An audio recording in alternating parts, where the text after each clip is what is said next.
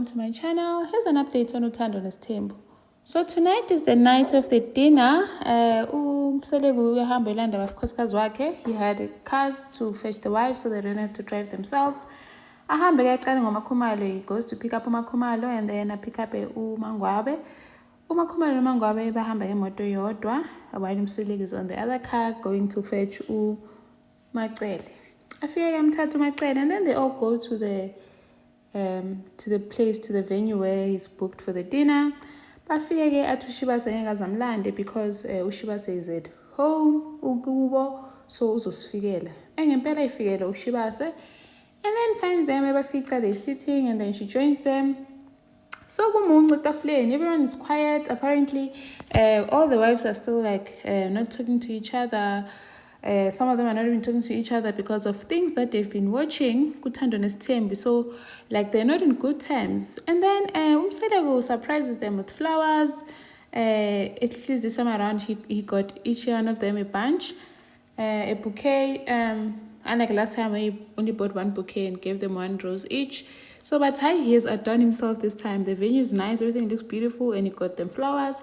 But then uMangwabe is like, yes, Umselegu does not listen. Ngiyamtshela ukuthi I don't like flowers. Angithengele ama-flowers. Hawu njani umbali akathanda imbali.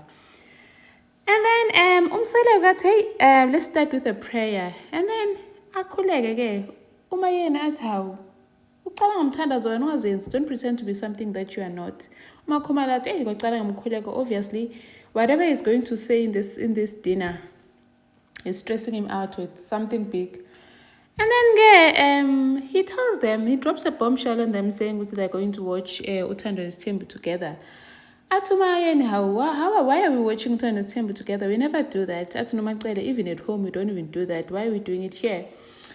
And then Umacele should have told us that so Uthando Nesthembu. I wouldn't have come. I knew that you weren't going to come. That's why I didn't tell you. Because if I told you you're not going to come, and I wasn't going to force you to come. So that's why I didn't tell anyone. At okay, says uqala episode athi says yakhala ke hayi azimkhalele because he knows what's about to happen. Hayi boke babuke athi uMayeni she likes what, because there's a lot of things that has been said in the diary sessions. Athi uMayeni yena hey, there's two sides to his Thembu. There's the good side and the bad side.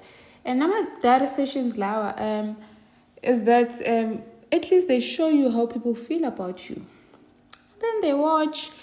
Iqale ke Umselegu busy akhuluma noMacele on the previous season ukuthi uMacele does not even work. uMacele uyaseviwa but manje nje akayidlala indima yakhe, uzogcina nje sahleli esele njengegama ukuthi umamkhulu but esengena value because she's not doing what she's supposed to be doing.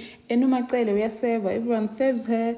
She does not even work, but umenzela yonke into, he does everything for her. So nje uMacele athi uMacele ngiyaseviwa ngenzela yonke into. Athi uMangwabe that's not a nice thing to say. Even if umenzela yonke into, it was not nice to say ukuthi umenzela yonke into uhleli nje akasebenzi. That's not nice. And then ngeke kufika indaba ukuthi Umselegu ukuthi he goes to uyophahla kuFlow, ubikela uFlow ukuthi manje sofika ekugqineni kade ebhizi eqala abantu ukuthi negotiator with the wives ukuthi ufuna ukuthatha number 5 and they still don't want to let him. So now he's done negotiating. Kahle he's not even supposed to ask Macele, he's not supposed to ask Umayeni, not uMakhumalo, not uMangwabe. He's just supposed to tell them ababikele nje because he does not have to ask permission from them. He only needs to ask permission from Flow. Amakhosikazi uyawabikela nje. And then athi futhi kumacele yena nje so ufike esigabeni sokuthi he wants to bring lo muntu who's going to be number 5 so that she can meet him. Athi uMacele, I don't want to meet your girlfriends, I told you. Kwaqala kwaba uMakhumalo, kwaqeda kwaba uMamtolo. I don't want to meet your girlfriends. If you bring someone, you bring someone because they're already a wife. And then athi bonke labantu laba that I wanted to bring bengobaletha kanjani because bebangafunwa. Firstly, when I didn't want uMakhumalo saying ngidle ekhaya, already kunoMakhumalo la ekhaya. The next thing uMamtolo, uMangwabe noMayeni, they didn't want her. So these people didn't have a chance to come here. So now ngizomane ngimlethe nje umuntu vele abathe bahamba bazohamba. Mangwabe futhi she's by the gate. If she wants to leave, she can just call a truck, get her things, and she leaves. Athi Mangwabe vele nje, he's right, vele ngasemnyango.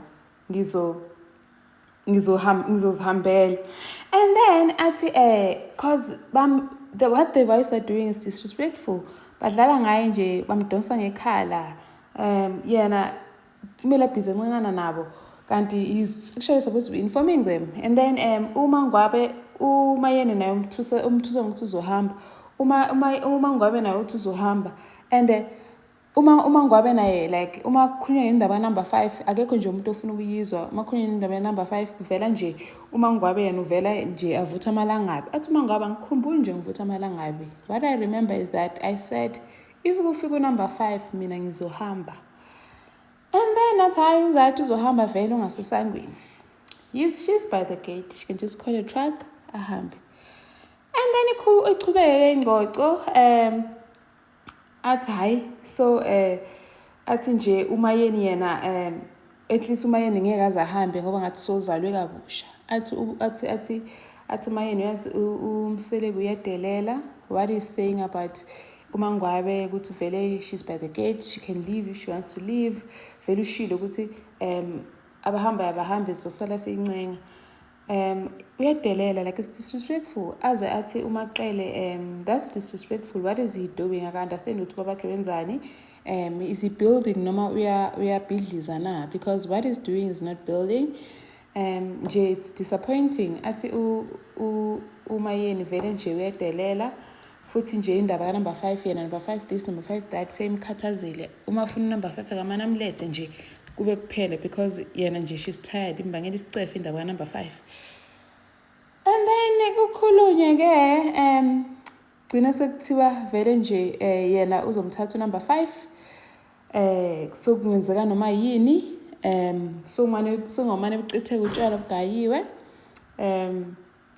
Anything can happen now. She is going to take number 5 and he's going to do it.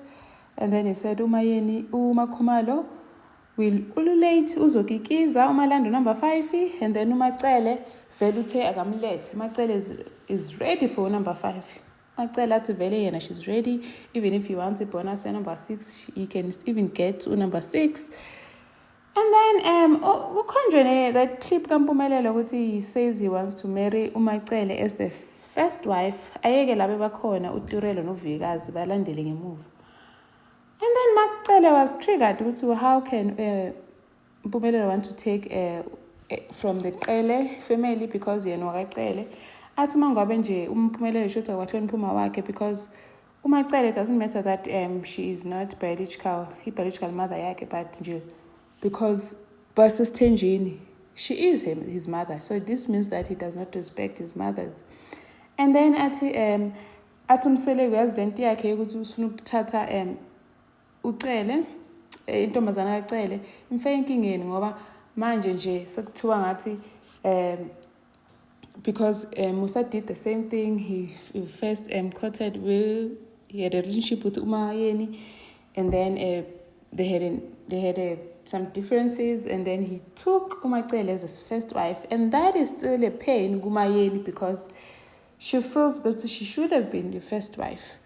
So Mpumelelo wants to do the very same thing that ubabakhe wayenza, and then athi uMayeni vele uyeyisa ufana nobabakhe ene yena Mpumelelo nje is disrespectful just like his father, and yena she doesn't want to be involved with this because mase athethe lamantombazane azohlala akhalele yena uMpumelelo sebeshiyile.